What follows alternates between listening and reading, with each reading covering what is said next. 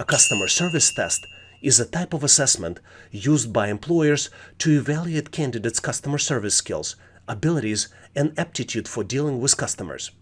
Customer service test assesses various aspects of customer service, such as communication skills, problem-solving abilities, empathy, and professionalism.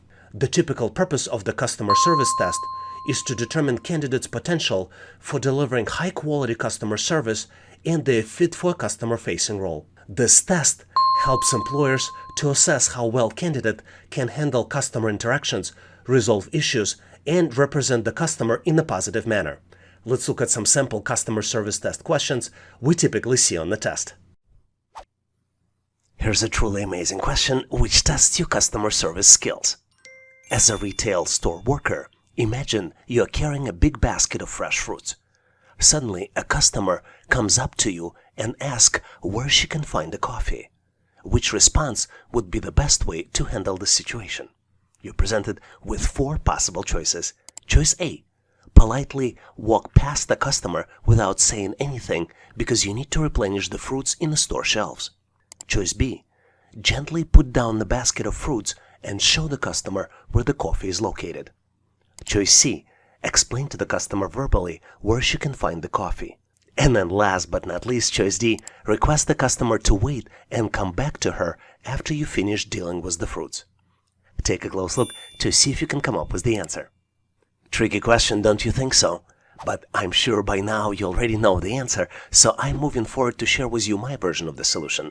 And obviously, if you have a better way to solve it, please make sure to post in comments. The most important thing in these types of question is not just to pick the answer, but have a rationale and strategy on how to answer them. I used 4 customer service principles to answer this question. Number 1 principle is responding promptly to customer inquiries and needs is crucial in delivering excellent customer service. Second principle is that offering direct customer assistance, such as guiding the customer to the product they're seeking, shows attentiveness and care.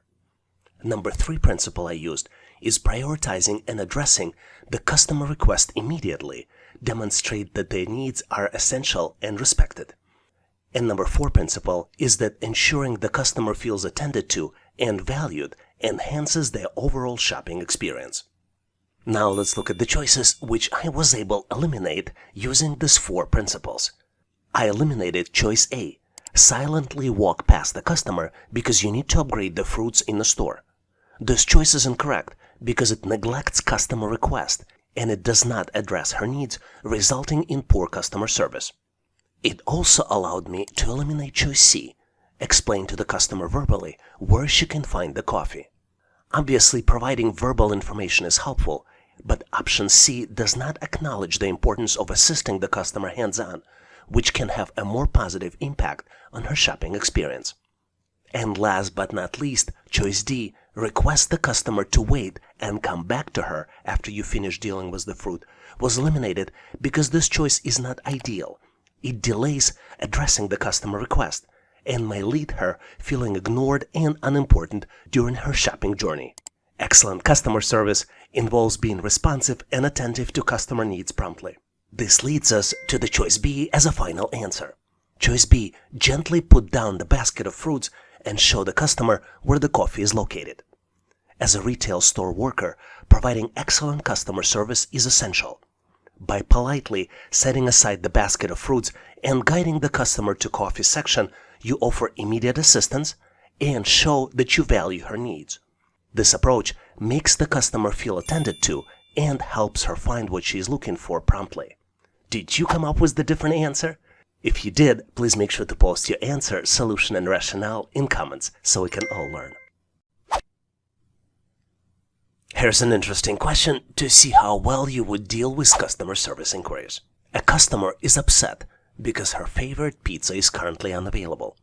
What is the best way to respond? And you're presented with 4 possible choices. Choice A: tell the customer to speak with the manager to resolve the issue. Choice B: offer the customer an alternative pizza option. Choice C: inform the customer that you will check if the desired pizza is in stock. And last but not least, choice D: state that handling this matter is not within your responsibility. Take a close look to see if you can come up with the answer. Are you ready? If not, please make sure to pause this video to see if you can come up with the answers, because I'm moving forward to share with you my version of the solution. And obviously, if you have a better way to resolve it, please make sure to post in comments. As you might have guessed, this question is not about picking one of the choices. This question is about fundamental customer service principles and how you use them to answer this particular question. You also want to make sure to mention all these principles when you're answering this question in person. So what are those principles? There are 4 of them. Number 1 is acknowledging the customer's disappointment. Because her favorite pizza is not available and you show empathy, this shows your understanding of her feelings. Number 2 principle is providing an immediate alternative option, which shows responsiveness and commitment to helping the customer promptly. Number 3 principle is taking responsibility for finding a solution, which exemplifies ownerships and dedication for you to help resolve customer issue. And last but not least is the principle of offering an alternative. In this case, you can offer alternative pizza, which would demonstrate a proactive approach to addressing the customer concern and finding a suitable resolution. Based on these 4 principles, let's look at the incorrect answers and why you might avoid selecting them. Choice A. Tell the customer to speak with the manager to resolve the issue. Using this selection passes the responsibility to the manager and may make customer feel ignored and dismissed, and it is important to take initiative and attempt to assist the customer directly. Choice C. Inform the customer that you will check if the desired pizza is in stock is a good choice. But this is not the best choice. While this response shows some willingness to help, it may leave the customer waiting for the solution. Offering an immediate alternative is a more proactive approach. And last incorrect choice is choice D. State that handling this matter is not within your responsibility. Telling the customer that it's not your responsibility can come across as unhelpful and may lead to further dissatisfaction. You should strive to assist the customer as much as possible within your capacity. So as you might have figured out, I believe that the correct answer to this question is choice B. Offer an alternative pizza option. By offering an alternative pizza option, you address the customer's disappointment and demonstrate willingness to help. In addition to the suggestion, you can also offer to search for her favorite pizza flavors in competitor brands.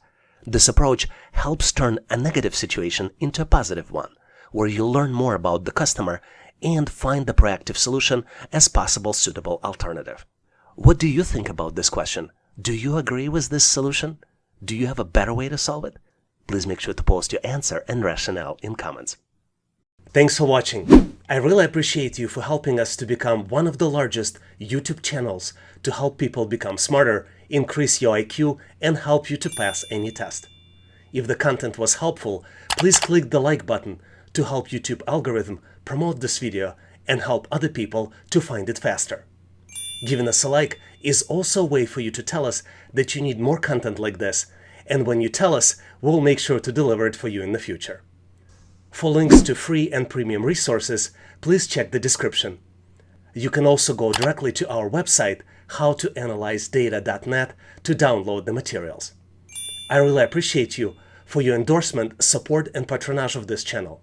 And thank you for considering to become YouTube member and considering to subscribe.